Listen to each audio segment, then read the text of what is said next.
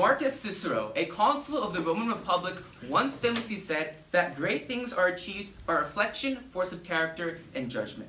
And although I sympathize with those who want to better the United States economy, irrational and spontaneous actions will move American citizens nowhere, while carefully understood and calculated actions will move America wherever it wants to go.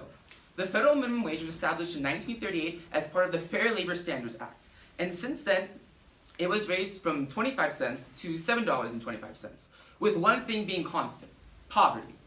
And although this issue is shrouded in controversy, another raise of the minimum wage would be detrimental to the United States economy because it would cause irreparable harm to small businesses, risk to current jobs and wages of unskilled workers, and it would fail to solve the poverty crisis that it tries to fix.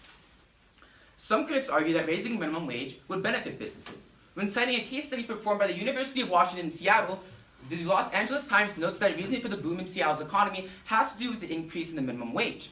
Even both public opinion polls and small business polls convey strong support towards a $15 minimum wage.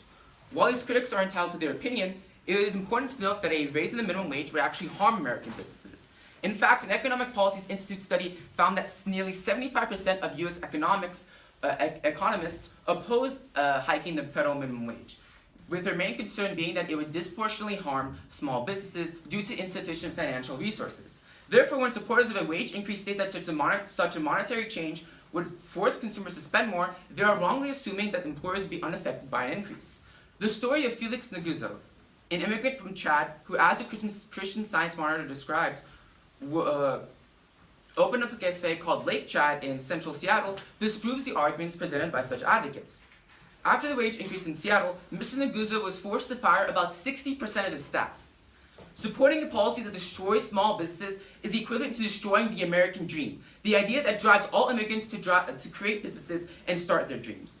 And while small companies will be harmed by a raise in the minimum wage, a Wall Street Journal article from 2017 also shows that 319 large-scale restaurant operators said that their biggest worry of that year would be rising costs of the minimum wage.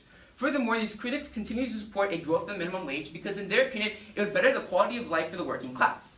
Professor Paul Osterman of MIT was quoted by the Wall Street Journal in saying that 20% of American adults are employed at poverty-level wages, and that the only way to fix this would be to change the federal minimum wage. Jessica Mendoza, a graduate from Stanford University, also conveys this argument when detailing the narrative of Jerry Cole, a low-wage worker who, due to subtle improvements in his impoverished residential area, believes he is now more safe after his hourly wage faced a $4 change. Nevertheless, critics on the opposing side failed to understand that a raise in the minimum wage would hurt the jobs that already belong to unskilled workers. The University of Washington's aforementioned case study found that Seattle's restaurant sector faced a 10.7% reduction in jobs that was available to low-skilled workers. Consequently, any positive impact of raising the minimum wage would be immediately nullified by the fact that employers need to either cut their workers' hours or find some other way in order to keep up with the newly imposed expenses. The Wall Street Journal then details that when McDonald's began to face rising labor costs, it simply just launched plans to install self-order kiosks in all 14,000 of its U.S. restaurants.